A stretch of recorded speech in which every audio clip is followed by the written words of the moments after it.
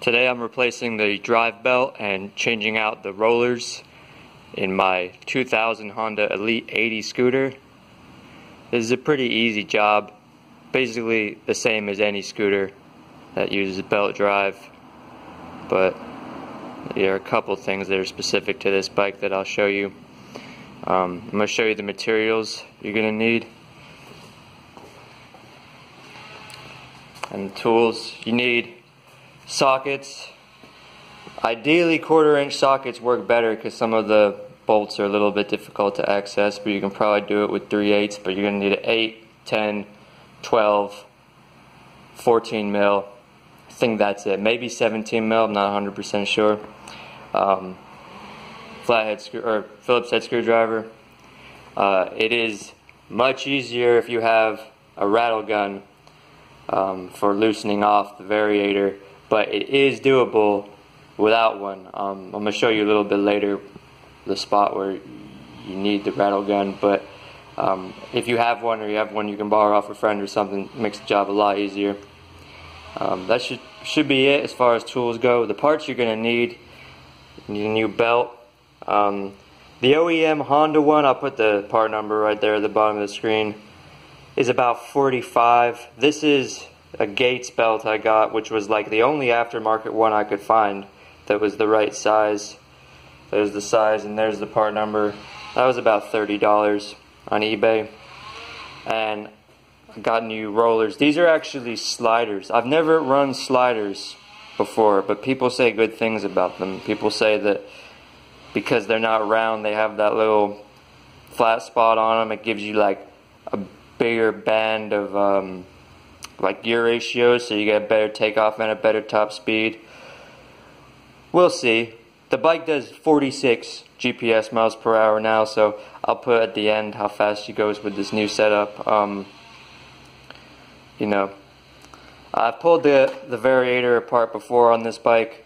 It's all stock, everything in there. Check the rollers are pretty good. Little bit flat spots, but not too bad. And the belt is, looks all right. It's got about 11,000 miles on it. I should say the size rollers or sliders you need is 18 by 14 by 14. The stock is about 10 grams. People say go a little heavier on the sliders, like use 11 grams or whatever, but I don't know, so we'll just go with 10. I think that should be good. But if you're using rollers, you can use lighter or heavier, but 10 is the stock weight. Yeah, and that should be everything you need. Go ahead and show you how to get started. So first things you're going to have to do is you got to get access to it. Obviously everything we're doing is down here in this area, and you can't get good access. So what you got to do is take loose this panel, or this cover, and this one too. And the way you do that, with the seat already down, or down in a normal position, there's a Phillips head screw right here. You loosen up that Phillips head screw, and then this whole piece comes off. And then with your seat up, there's this 10 mil, and that will allow this to come off. This sort of snaps in. So we'll go ahead and take them off. I'll show you.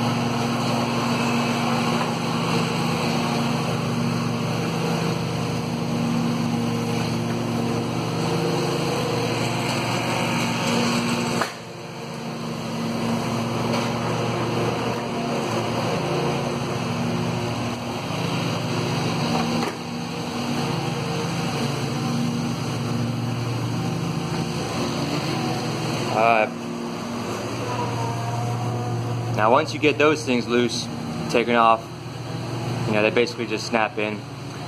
you can actually go and remove the belt cover, which is held on with a bunch of fasteners, most 8mm but some 10mm. I'm going to try to show you. So you got 8mm here, there. You got to take off this fan cover bolt. 8mm all around here. There's a 10mm down here on the bottom, another 10mm, and then over here you can't really see it, but there's two 8mm, and one in the middle too. I'm not sure if I said one 10mm in the middle. Then go ahead and remove that cover.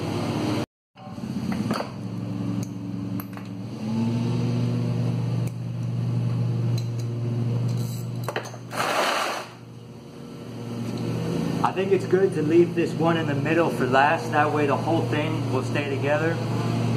And you know, you can remove that one last when you're ready to take it off. Also, it's good to just loosen them off and leave them in all the holes because they're different lengths and, you know, different sizes. So if you go ahead and take them all out, unless you like mark which one goes where, you're probably going to forget. So I like to just loosen them off, leave them in the holes. So I'll just work my way around, crack them all loose, and then I'm just going to unscrew them by hand. Go ahead and hit all of the 8mm first. And a couple tricky ones to get to back here.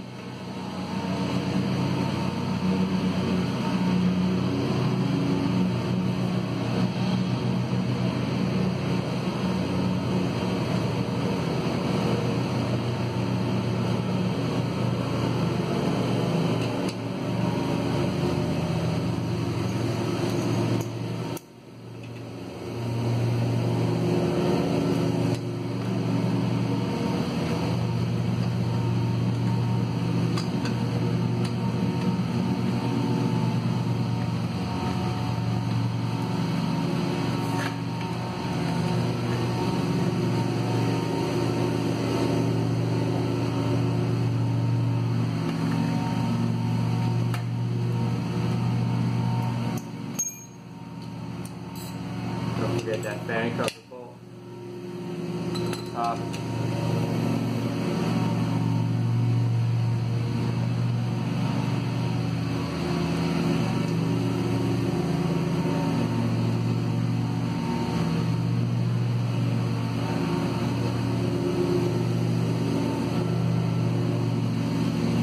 This one you do have to take out all the way.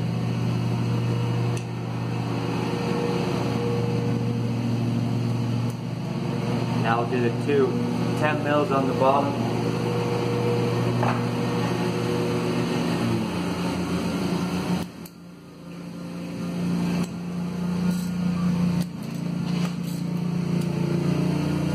Correction, one's a 10, one's a 12. I don't know why they used all different sizes, but they did. So got that 10 loose, and then we'll get the 12, which is right next to it. That's why it's important you leave it in there, because if you don't, you're never going to remember which one was where. Alright, cool. Now everything's loose, apart from that one center one. So I'm going to loosen off that center one, then the whole cover will come off.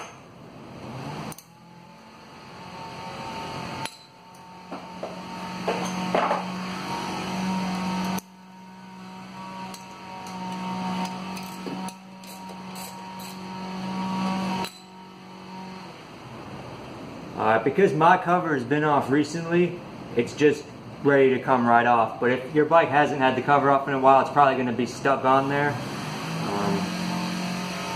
If that's the case, what you can do is you can hit it with a rubber mallet, or you can sort of grab it on this hose piece, make it a little easier, but mine's ready to come off. So when I take it off, I'm going to pull it back and sort of angle it down, or angle it the other way rather, angle it like the Honda part's facing up, that way I don't lose any of the bolts.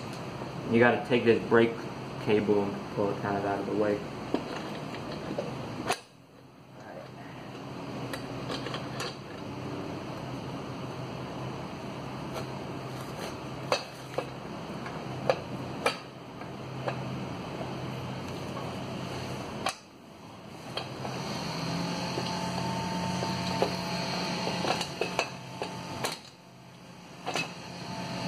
we go. Set that down like that so I don't lose any of the bolts. And this is what the inside of the transmission looks like. Now, it's sort of a misconception with scooters that belts need to be replaced because they break. They don't often break, like snap in two. At least, definitely not on Japanese bikes like Hondas and Yamahas and stuff. Maybe on Chinese bikes they do, but the reason you want to replace your belt is because as they get older, they wear thin. And as they wear thin, you don't get as good performance out of the Variator. You don't get as wide band of gear ratios. So that's why you want to replace one. Like, this is the original belt. That prior to me getting the bike, which I got pretty recently, the cover had never been off, I could tell. But yeah, I'm going to replace the belt, maybe get some more performance back. So what we want to do to replace the belt is got to remove this right here, which, what is that, 17 mil? Yeah, 17 mil. So this, if you try to just remove it normally, like with a socket, this is just going to turn. So you need to, if you don't use an impact, you need to lock this up somehow. I mean, I guess maybe you could put a tire iron or something in there, and they do make a special tool for it, but really, it's much easier if you just have a rattle gun. So I'm going to air up my rattle gun and go ahead and loosen that off.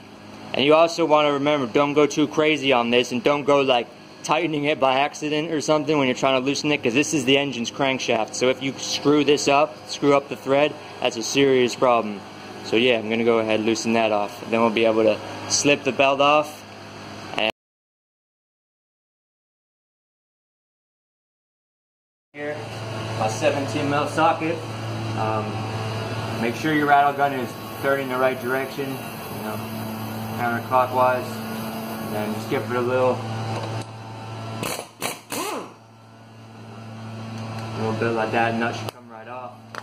Doesn't have to be super tight. Then we can take this little fan piece off. Mine's got a washer under there, so pull the fan and the washer, put the nut, keep them all together. And then if you're just replacing your belt, you know, you can go ahead and slip your belt off, put the new one on, which I'll show you. There's also another little washer piece behind here. Go ahead and slip the belt off this part, and then slide it out of the groove of that. Compare the two belts, make sure they're roughly the same length, which they are. Notice the width, the old belt is quite a bit narrower because it's old and wore out. Now on this scooter, I think all scooters, but on this scooter for sure, it doesn't matter which way you install the belt.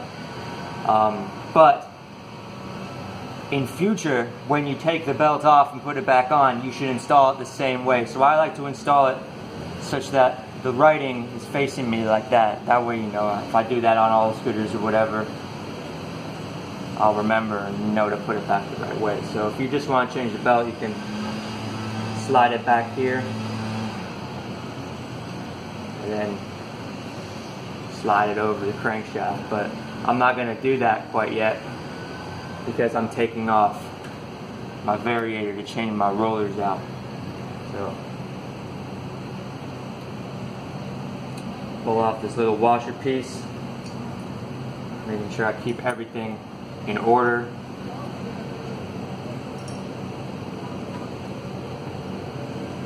And then the rollers are just gonna fall out when you take this out. So it's sort of a technique. You wanna pull this back, and right when you can get your fingers in here behind it, you put your fingers behind it to keep the ramp plate on there from falling off and all the rollers coming out. So I remember there's this little bushing in here. That bushing can stay behind, or stay with the Variator rather. And it all comes off like that. So we're going to take this over to the workbench, and I'm going to show you how to change out the rollers. Alright, now I'm going to take apart the variator to install the sliders. So flip it upside down, take off the ramp plate, take care not to lose these 3 rubber pieces. And you can see 3 rubber pieces, they're important. Now if you have a stock Elite 80 that's never been taken apart, this whole thing is going to be completely covered in grease, and it will have this grease cover on top of it, which is held on with, I believe, 3 Phillips head screws. You don't need this. You don't need the grease. Scooters, like, except for old 80s Hondas, don't have grease in here. So you don't. What you can do is you can take this grease cover off. You don't need it, and clean all the grease out of here. Make sure if you're going to take that cover off, clean the grease out of it really good. Take the grease off the ramp plate and just run it dry. You don't need grease. The only reason they put the grease in there is, I guess, to make these last longer, but it's really unnecessary. So I'm going to be taking these out. These are in okay condition. What you want to check to see if these are wore out is if it's got like flat spots on them. Now they kind of do, like if you see right there, a little bit of a flat spot on it, but like not really like super bad. But we're going to be replacing these with the sliders anyway, so. But you see that one? That one's kind of got a flat on it. Pretty good flat. Yeah, so go ahead and take these out.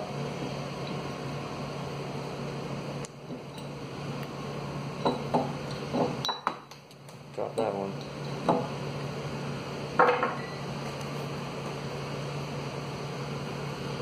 Now you got to make sure this is all really clean. My bike's only done a couple 100 miles since I took this all apart, so it's all pretty clean on my bike. But let's see if I can get it to focus. So these are the sliders. If you compare the slider to the roller, see the slider has a different shape to it. It's got like 2 flats, intentional flats on it. And with the rollers, of course, can go in any orientation, but the sliders, it matters how you put them. Now the way they go is basically like I'm holding it right here. The bigger flat piece that goes into the curve goes against the back like that, and then the other thing goes like facing up against the ramp plate. So start them like that. These are all the same weight, so any of them can go in any slot. But if you're using like a combination, like you can use like half 8 and half 9 gram rollers, for example, or sliders. And if you do that, you want to do like stagger them, like 1/8, 1/9, 1/8, 1/9, like that. So make sure these are all facing the correct direction. And because of that, now you got to make sure when you put your ramp plate back on, make sure this is nice and clean, but you got to make sure you keep this tight. And keep it tight as you're putting it back on the shaft of the bike. Because if you don't, those sliders are just going to fall off due to gravity and not work properly at all, and it's going to be bad. So you got to make sure you keep that in there tight. So I'm going to take this back over to the bike and reinstall it on the transmission. Install the variator back into the bike. So make sure you hold the ramp plate on there good. And what you want to do also, I just did this like a couple 100 miles ago, so I'm not going to bother, but put grease, a little bit of grease on the crankshaft here. Put grease inside this piece here. And that's it. Don't let there get any grease, like, you know, anywhere the belt is going to get, because that'll make the belt slip, so you don't want to do that. But anyway, I'll go ahead and slide this onto the shaft, making sure I keep that ramp plate tight until it's all the way on there. Alright, 6, so that's on there good. Now I can go ahead and slide the belt over. This is a new belt, so it's going to be probably a little more tricky than the old one. You want to squeeze it down into this as best as possible. Make it a little easier to get on.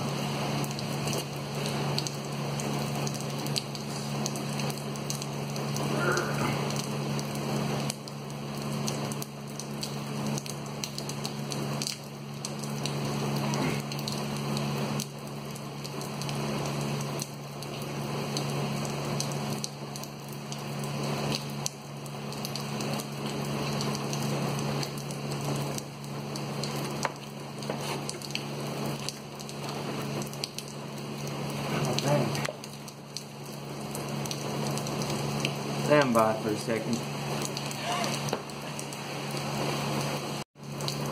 Alright, this is going to require the two-handed method. So, if it's difficult and you can't get it on like that, what you got to do is this piece is like spring-loaded, right? So what you can do is with one hand, take it like this on this clutch piece, and you pull it towards you, which will pull apart the part where the belt rides in, and then you can slide the belt down in there, which will give you more slack, and you can slide the slack over the front, and then once that's on there, this can sort of spring back to where it was before. Cool, so that's on there. Now we'll go ahead and just reinstall the rest of the parts. Got that washer that goes on here. And a little fan part. Washer. Nut.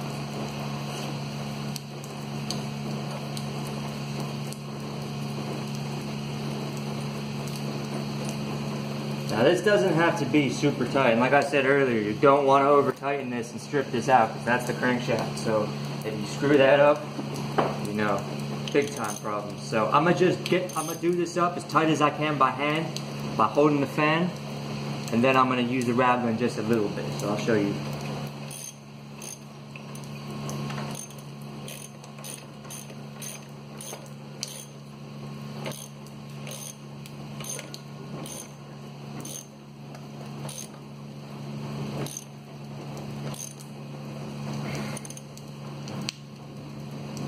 Alright, that's about as tight as I can get it by hand. You can spin the crankshaft a couple times, make sure it spins good, everything's working, everything is straight. Yeah, it's looking pretty good. Then I'm going to give her just about, I don't know, maybe an eighth a turn more with the rattle gun. It's one of those things, like, you don't want to over tighten it and strip the threads, but you also don't want to under tighten it and then also strip the threads, you know, so don't go crazy on it, but don't let it be too loose. So we'll just give it a little,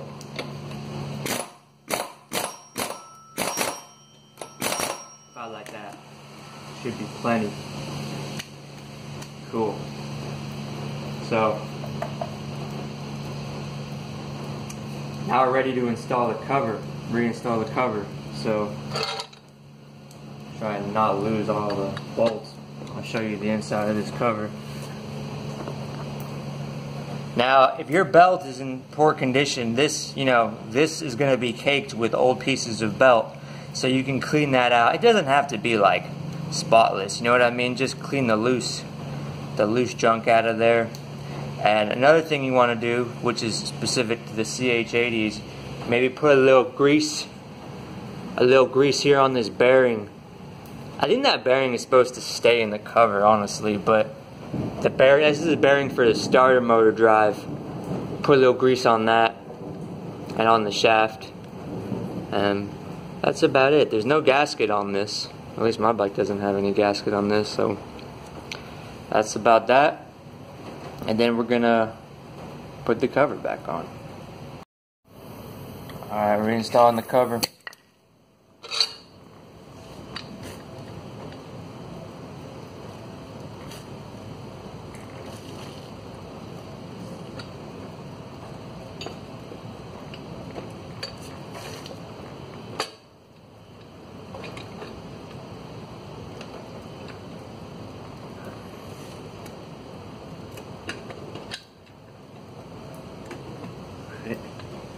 And like the reverse of the taking apart, I think it's easiest to do that center bolt first to hold the whole thing together,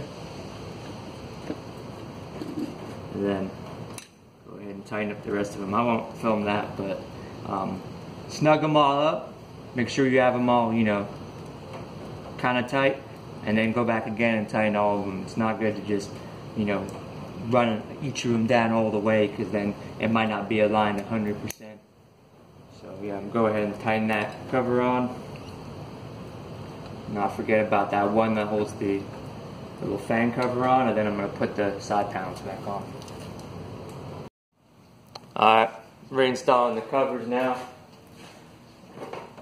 Start with this side cover here. Just snaps back into place. The only thing you really gotta be concerned about is getting the little release thing for the seat. So you gotta make sure that guy is positioned where it's supposed to go, and that it moves the little latch. So go ahead and put this back on. This is kind of tricky to get this on. It's like you gotta get it exactly the right angle. So it's best to put where the little notch is under this bar here, this grab rail, first, and then you sort of slide the thing that goes on the tail light next. Don't break it, whatever you do. And then it sort of just snaps in like that, no problem.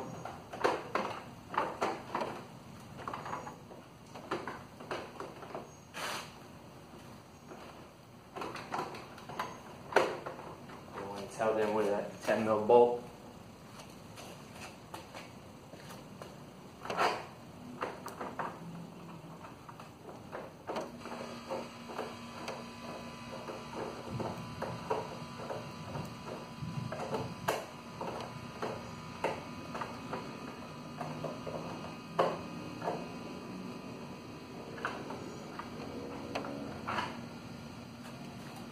This is the wrong bolt, I think.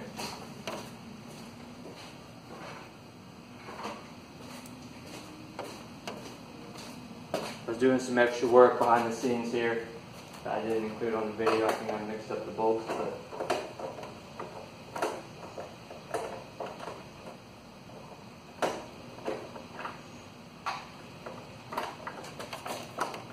important you get it lined up exactly right. There we go. Don't go super tight on this or you'll break it. Hand tight's probably fine. Then we'll install this front cover here. Check the seat latch thing is working. I made a mistake once of having that knot aligned in properly, closing the seat, and then it was a mega pain to freaking get the seat off again in order to take off the panel, and it just sucks. Just make sure that works. Then we'll go ahead and close the seat and slide this back on here. Once you get it like kind of in position, you can open the seat up again. It's a little easier. Just has a bunch of tabs where it slides in. Find it easier to do this side first, do the right side first, and then move on to the left. Make sure the tabs are all where they're supposed to go.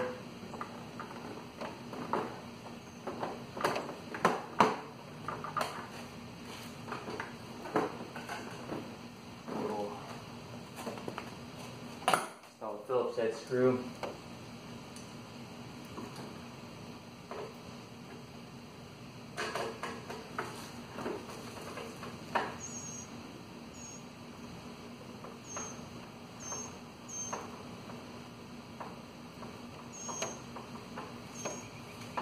Alright, cool. So we are done. Now I'm going to take her for a little ride, see if she's getting any top speed.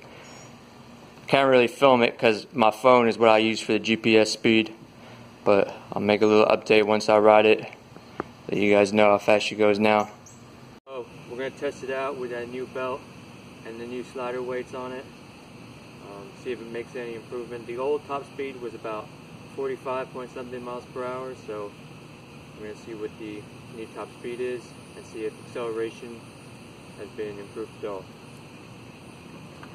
It's a cold start.